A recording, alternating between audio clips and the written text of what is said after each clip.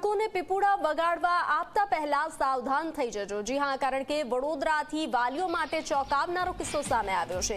પીપુડું વગાડતા વગાડતા બાળકની શ્વાસ નળીમાં સીટી ફસાઈ ગઈ હતી। 5 વર્ષના જયંત નામના બાળક સાથે આ ઘટના બની છે।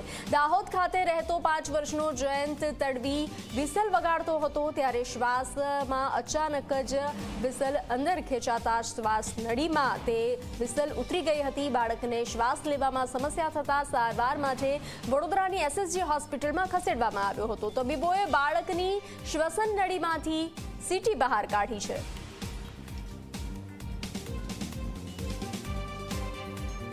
છોકરા રમતા રમતા સિસોટી મોઢામાં અંદર ભરાઈ ગઈ હતી। તે છોકરાએ મને કીધું કે પપ્પા સિસોટી અંદર ભરાઈ ગઈ છે।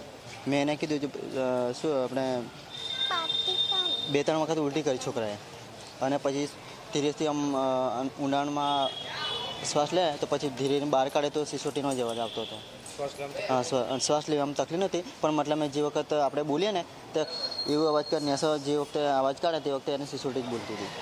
હા, અમે ગભરાઈ ગયા।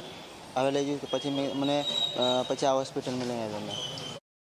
યુઝ્યુઅલી આ એક્સિડન્ટ બાળક જ્યારે વિસલને મોંમાં હોઠ વચ્ચે દબાવી અંદર જ્યારે શ્વાસ ખેંચતો હોય ત્યારે બનતો હોય છે કે એ વિસલ અંદર શ્વાસનળીમાં જતી રહે, અને એ વિસલ ત્યાં અંદર જાય એટલે બાળકને શ્વાસમાં તકલીફ થાય। આ બાળક તો ખાસ કરીને ગભરાઈ ગયું, રડવા લાગ્યું, અને પછી કદાચ એણે એના મા બાપને કીધું કે આવું થયું છે, એટલે મા બાપ એને મારતી ગાડીએ સયાજી હોસ્પિટલ લાવ્યા।